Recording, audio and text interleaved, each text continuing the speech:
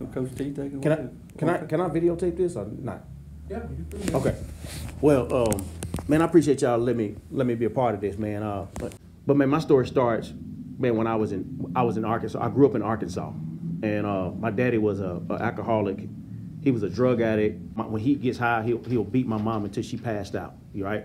And I would me and my brother would run into the other room and try to save her from my daddy killing her. And we oftentimes be victims of like abuse because he would sling us off, punch us in the head because he was so physically violent. Obviously, you know what that did to me. Man, I was very angry. I felt like nobody cared. Especially if your daddy don't care. And I just spiraled out of control. So I started breaking into folks' houses, running away from the police, stealing, getting involved with girls and stuff like that. And I didn't really get into gangs, but I was just hanging out with the wrong crowd, right? Just kind of like he was sharing, right? And so I was walking home one day. This is kind of what turned me around. I was walking home one day with some gang members, and here I am, just thinking that they cool, and then they jumped me, all right? And they started to stump me to the point where I literally physically thought I was gonna die, right? And it was right in front of a church. It was right in front of a church. Well, I don't know who it was, but the bus driver comes running out, and he stops the whole thing and said, "I'm gonna call the police," and they run off. And I think he saved my life. He put me on the bus and he took me home. I had to go to the hospital, but it made me start to think like it has to be more to this than just in life, right? Like a bunch of my friends got shot and killed. I said, I don't want to go out like this. You know what I'm saying? So I started thinking to myself, what is the purpose of life? It can't be this. It has to be more. If God exists, there has to be more to life than just living, going through all this mess and dying and going who knows where. So my question to you guys would like to ask is this. If you died in that fentanyl overdose, just like my man's friends here, what do you guys honestly think happens to a person as soon as their time is up on earth? Because 150,000 people, they die every single 24 hours. Every single 24 hours, 150,000 people die every single 24 hours. And most people don't spend enough time thinking about where they're going to spend the majority of their time. So that would be my question to you guys before I continue. What do you guys honestly think happens to a person as soon as their time is up? Your whole life flashes in front of you. Okay. And all your sins, I'm sure, everything that you've done, I'm sure it gets brought up, real flashbacks through the past. Okay. There's a chemical in your brain called DMT 100%. DMT, yep. I feel like you get faced with the decision of going to heaven or hell. Well, Yep. not your decision, but God's decision. Yeah. Okay. You get judged. Get judged. Judged, thank you. So everybody in here believe in some type of afterlife. I know. Oh, yeah. Mm-hmm. Yep. We're spirits. And the reason why I believe it is not because my daddy or my mom or my pastor told me that. It's because there's a historical proof that Jesus existed as a human being. It's not like as a fictitious character. You don't measure the timeline based on fictitious characters, right?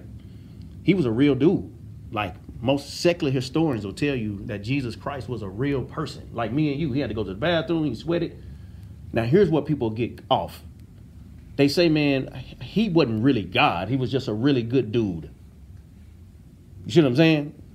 He can't be God. Nobody's God walking in human flesh. But historically speaking, like a lot of first century historians, they were right about this dude doing crazy stuff that nobody's ever done. So it's not a fictitious character. So here's the question. Was he just a crazy dude saying that he was a way to get to heaven? Or was he a liar?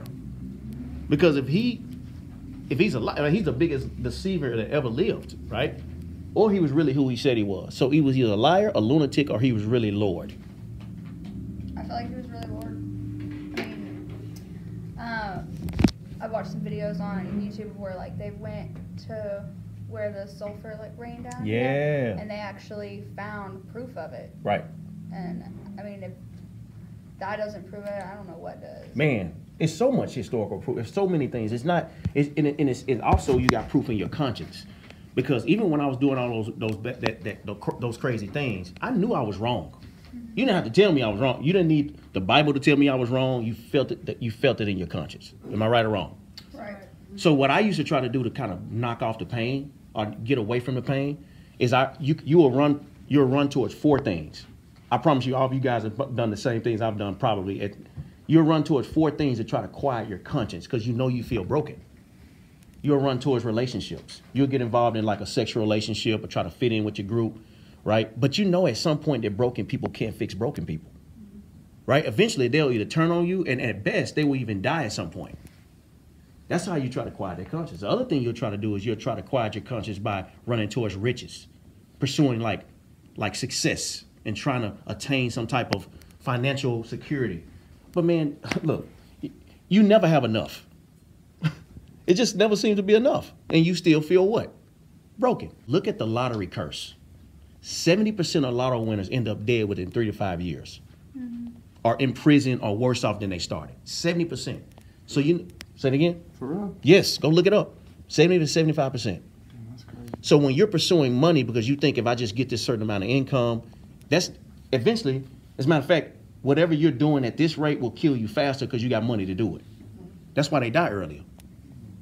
Makes sense. All right? The other thing you're trying to run towards is a thing called runs. Like I tore my ACL about, 10, 12 years ago. And I was popping these pain pills, like hard stuff, because I was trying to escape the pain. It made me feel better, but it didn't fix the problem. I had to have surgery. So people do that with their soul. Their soul is broken, and they'll try to pop like smoking weed, shooting up, or stealing, or being on Netflix, or you're just trying to escape yourself, but you can't leave yourself. But you don't like yourself because you know you're broken.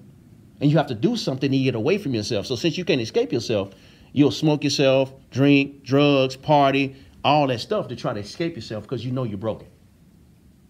So run. So relationships, riches, runs, and some people try religion to try to fix their broken heart. Now, you may be surprised by that, but religion ain't even enough to save you. Like, I did all that. I went to church. I prayed. I was in puppet shows. Man, I tried to do all these religious stuff to try to feel better, but let Monday come. Monday through Saturday come. Guess what I'm doing? I'm going in with my sin. But I go to church just to feel better. Adam and Eve did it. It started in the garden. God told them what? Don't eat from the tree. And guess what? They did it anyway. They got what they wanted. They didn't want what they got. And all of a sudden they started trying to cover up themselves. And God came to him and says, Adam, what have you done? Adam said, well, that's that woman you gave me. That's what he said. You know who he was blaming? He was blaming God. Said, that's what that woman you gave me. He blamed God. He blamed the woman. He probably blamed the serpent. And the serpent didn't have a leg to stand on. That's good. Right? But you know who he didn't blame? Himself. He didn't blame himself. And God was trying to help him fix him, get himself together, but he rejected it, just like we all do. Instead of running towards God and say, God, I'm sorry for what I've done. Help me, restore me. We'll go to one of those relationships, riches, runs, or religion to try to fix our own self. And we just end up being broken. So here's the question. You've tried it all, and you still trying it. Right? So what is going to really fix you, not just give you a temporary relief? That's the question that I want to land, and I want to close with how you can be fixed. I'll tell you how I was fixed. Did anybody know, even though you're broken, you've tried it all, how are you going to fix? How are you going to fix it? Work on yourself. That ain't going to work. I done all that. I don't know that. That ain't going to work, man. I tried to fix myself. I was in like celebrate recovery because I was pouring myself to death. It didn't work, man. I did it all. Now, let me show you how you do it. I'll give you the last story. Here's how you do it.